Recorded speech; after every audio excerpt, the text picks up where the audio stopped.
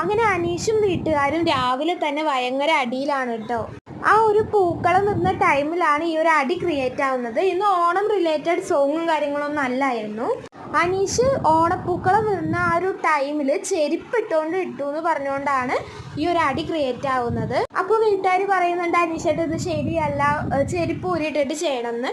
പക്ഷേ അപ്പാനിനോടുള്ള ആ ഒരു പണ്ടത്തെ ദേഷ്യം വെച്ചിട്ടാണ് അനീഷ ആ വീട്ടുകാർ പറഞ്ഞത് കേൾക്കാതിരുന്നത്. അങ്ങനെ ഷാനവാസും അപ്പാനിയും പറയുന്നുണ്ട് ഇത് ഊരിയിട്ട് ചെയ്യണം. അപ്പോൾ അപ്പാനി ഒരു സ്റ്റേറ്റ്മെൻറ്റ് യൂസ് ചെയ്യുന്നുണ്ട്. It's very bad statement. Appani use ചെയ്ത ബാഡ് സ്റ്റേറ്റ്മെൻറ്റ് എന്ന് പറഞ്ഞു കഴിഞ്ഞാൽ അനീഷ് ബാങ്ക് മാനേജറായി ഇരുന്നിട്ട് ആ ബാങ്കിലെ ആൾക്കാരുടെ പൈസയൊക്കെ തട്ടിയെടുക്കല്ലായിരുന്നു എന്നാണ്. ആ ഒരു ടൈമിൽ ഷാനവാസ് ഒരു സ്റ്റേറ്റ്മെൻറ്റ് പറഞ്ഞു. വീട്ടുകാരെയും പിന്നെ അവിടുത്തെ നാട്ടുകാരെയും ഒക്കെ ബാഡ് വേർഡ്സ് ഒക്കെ വിളിച്ചിട്ട് ഇതിനെന്തായാലും ലാലേട്ടൻ വരുമ്പോൾ ഇതിനുള്ള പനിഷ്മെൻറ്റ് കൊടുക്കുമെന്ന് ഉറപ്പാണ്. പിന്നെ എന്താ നോക്കിക്കണം, സബ്സ്ക്രൈബ് സപ്പോർട്ട് ചെയ്യുക. അടുത്ത ലൈവ് അപ്ഡേറ്റ് ആയിട്ട് വരാം. ബൈ.